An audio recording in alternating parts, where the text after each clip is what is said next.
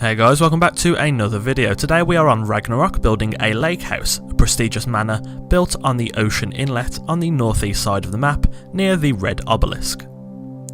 Firstly, we'll be building the walkway to the house. We'll start with placing pillars underwater and clipping them at full tile increments.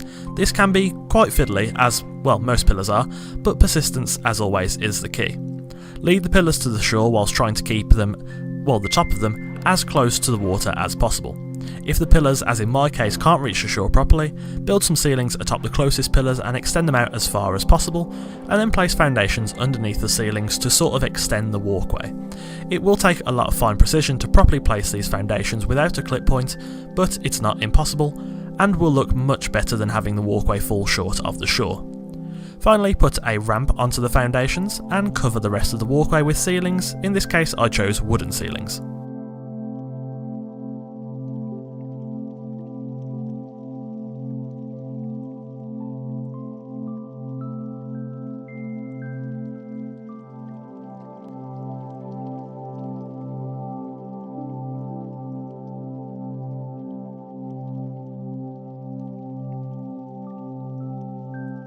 Next, for the supports of the house.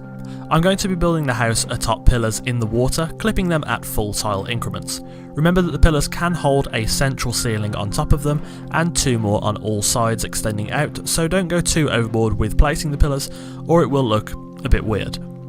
I built the pillars around the sides, intending to have the house in sort of a horseshoe shape wrapping around the ends of the walkway. Finally, make sure all your pillars are level, or at least as level as you can get them, and cap them off with ceilings. I chose to make my pillars a bit taller than the walkway, about one tile taller, so I could have a ramped entranceway to the house and have it a little bit higher rather than just flush with the walkway. When the ceilings are placed, you can also clip walls onto the bottom of the ceilings to cover the top of the pillars and make the build look a little bit cleaner, which in my opinion looks better than just leaving the pillars bare.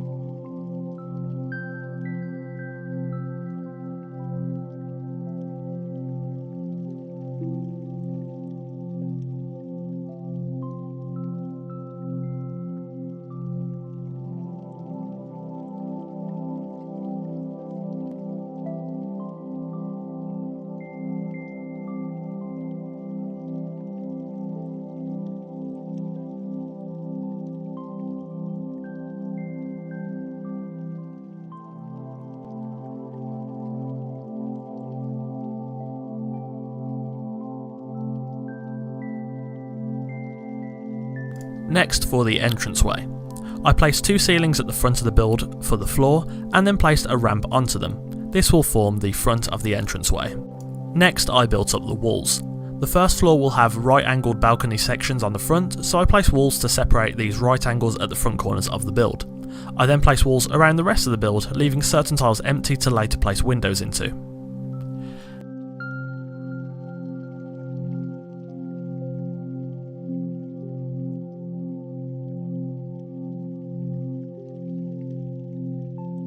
Now back to the entranceway. I knew I wanted a peaked roof above the entrance, so after placing down the doors on the side of the foundations, I placed two fence foundations onto the clipping point in front of the doors. You can cycle clipping points with the respective button. For me on PS4 it's R1. This allowed me to place another two doorways in front of the existing doors, which I then placed slope sides on top of and extended out the peaked roof that I wanted. The walls I placed on the fences ended up being inverted, which did create a nice textural contrast. Remember, you only want to place the one door when you do actually place doors onto these doorways, so place it on the inside one. After I built up the walls 2 tiles high on the first floor, I then started to place doors on the balconies and then stone railings onto the balconies themselves. After that, I then placed down stone windows with stone walls above them. These serve to break up the monotony of the wood and add some aesthetic contrast to the build.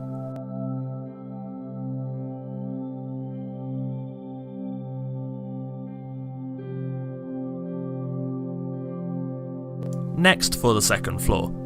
I placed a stone staircase opposite the front door, as this will be the staircase hallway to access the second floor. Whilst I was here, I built up some walls and a doorway on either side of this hall to separate the staircase hallway from the other rooms on the first floor. I would later copy these walls to separate the landing on the second floor. I continued on with the second floor, covering the top of the build with stone ceilings, extending them out over the balconies to match the original base plate.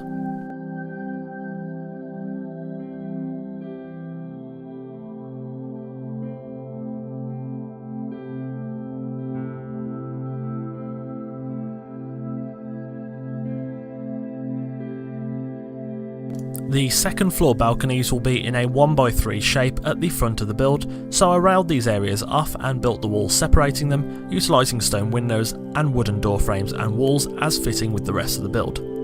I then built up the walls with the rest of the second floor, mirroring the style of the first floor to keep things uniform, whilst also placing 2 stone windows and 2 stone walls above the entranceway.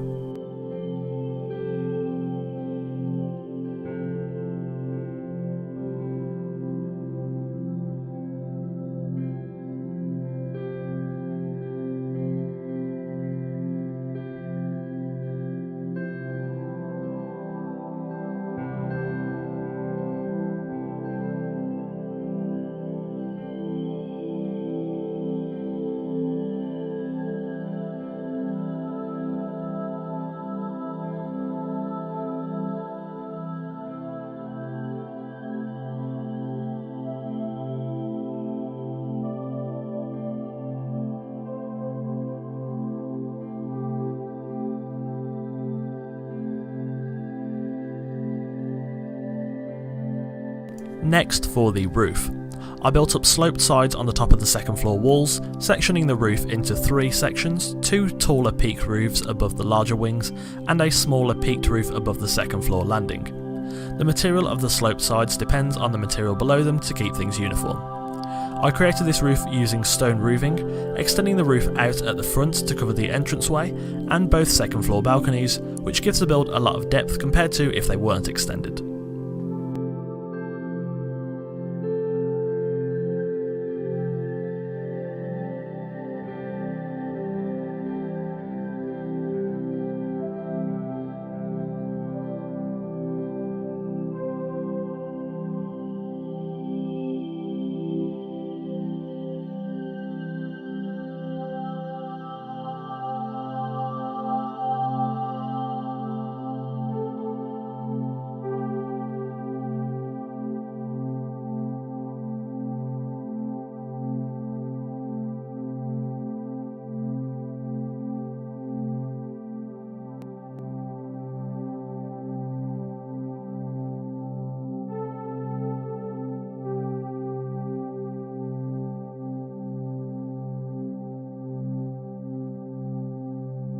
Finally, it was time to furnish.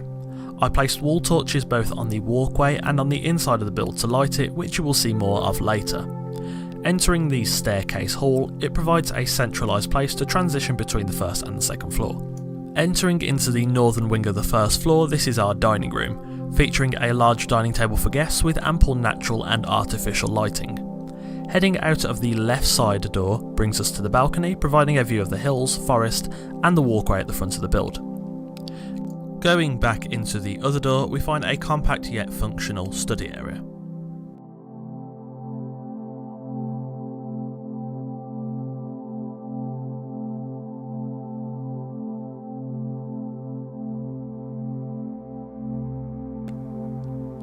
In the southern wing is the kitchen area, featuring an industrial grill with plenty of storage for food and tools, and a mortar and pestle station for crafting, and of course access to the balcony on this side from both the kitchen and the corridor between the kitchen and the staircase hall.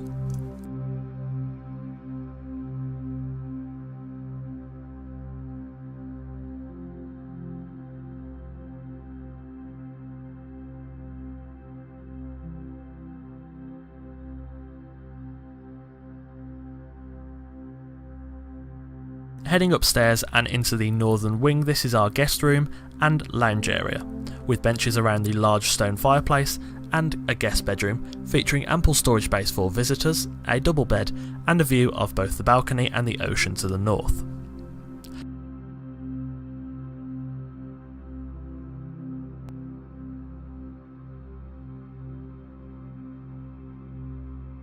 Finally, in the southern wing we have our master bedroom. This bedroom features some wall paintings and maps, with a luxurious bunk bed and an ensuite bathroom, which also features a functional shower, and of course the corridor has access to the balcony.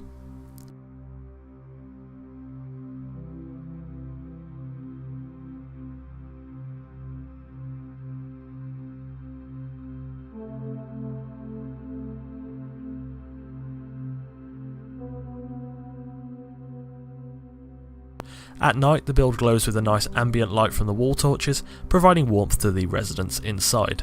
This build is a luxurious mansion, perfect for the survivor that likes to keep things classy in the ARK. Thanks for watching. This was quite a complex build, but in the end looks great. If you've enjoyed this video, do go ahead and leave a like, and tell me in the comments below what you'd like to see me build next. I do viewer requests often, so any suggestions are very much appreciated. Check out the channel whilst you're there. I post ARK content regularly, along with videos for Friday the 13th, Rainbow Six Siege and more, so subscribe to join us on the road to 10k and be the first to see the next video. Again, thanks for watching, and I'll see you soon.